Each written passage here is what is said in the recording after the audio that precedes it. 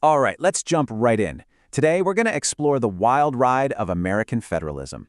We'll trace its journey from what the founders originally cooked up to where we are today, and then we'll look at a proposed path forward, all based on our source material. So let me ask you a question you've probably asked yourself 1,000 times. Why does American politics just feel so stuck?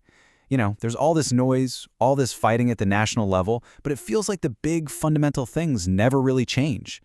That feeling, that's the core problem we're tackling today. Well, our source material actually has a name for this feeling: default gridlock. And it's not just about things not getting done. It's a system that, get this, actually thrives on the endless symbolic fighting. It grabs our attention, it gets the donation money flowing, but it's brilliant at dodging any real deep systemic change. So here's our game plan. First, we'll look at this modern gridlock machine. Then we're going to hit rewind and check out the original balancing act the founders designed. After that, we'll see how a nation's great fracture changed the whole game, leading to what's called the consolidated mirror, and finally, we'll explore a path back to what the source calls native strength. Okay, first up, the modern gridlock machine. We're about to unpack the diagnosis of our current political system and the hidden gears that keep it spinning in circles. Now, at the very heart of this idea is a concept called the uniparty. And let's be clear, this doesn't mean Democrats and Republicans are secretly the same on every issue. Not at all. The point here is that, according to the source, the elites in both parties have a quiet, shared interest in one thing: growing federal power and keeping the current system, well, the current system. It works for them. So how do they pull this off? The source calls it the cycle of binary narratives. It's a pretty simple playbook, really. Step 1, you whip up a loud, super divisive national debate. This stuff is perfect for capturing everyone's attention and, crucially, their donation dollars. But here's the trick. While we're all arguing, the truly fundamental issues, like massive government spending or crushing regulations, they barely get touched. And the result? Default gridlock wins again, and the machine just keeps on humming. But here's the thing. It was never supposed to be this way. Let's go back in time to the original Balancing Act, because the Constitution was actually engineered to prevent exactly this kind of top-heavy paralysis. You see, the first attempt at a government, the Articles of Confederation, was basically just a league of friendship. The states had all the power, and the central government was incredibly weak. Disasters like Shays' Rebellion showed that just wasn't going to work. So the Constitution came along and created something totally new: a system of dual sovereignty.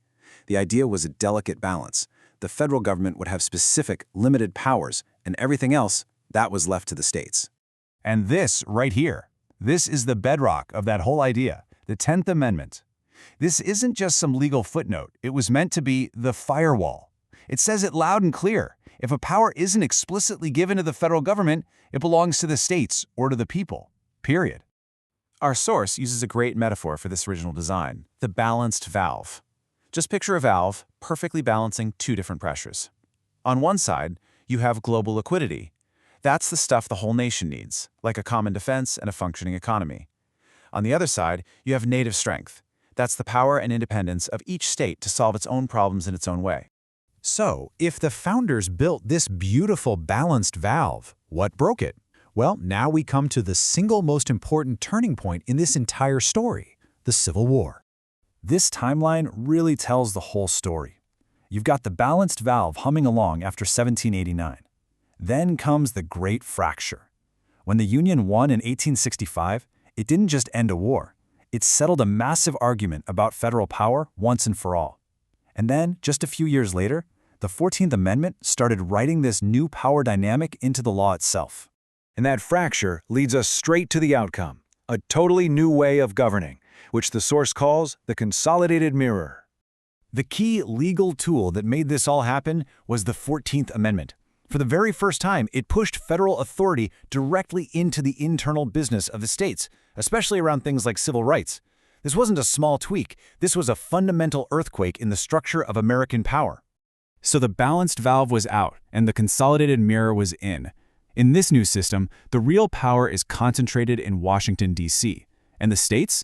Well, instead of being these independent labs of democracy, they increasingly just become mirrors, reflecting the authority, the money, and those binary narratives that flow down from the top. Okay, so after that whole historical deep dive, the source doesn't just leave us stuck in gridlock. It actually sketches out a path forward, a way to maybe get back to that idea of native strength. So what does this path look like? Well, it's not about winning one more big fight in D.C. In fact, it's the total opposite. It's about rebuilding from the ground up. It means turning states back into real labs of democracy, focusing on local self-sufficiency, getting people involved in their own communities again, and demanding that our state politicians offer real, local solutions, not just parrot the national talking points. This completely flips the script on what the federal government is even for. In this vision, Washington isn't supposed to be the source of all solutions. Its job is to be more of a coordinator, handling the big picture stuff while letting strong, self-sufficient states innovate and solve their own problems. It's about restoring that original balance.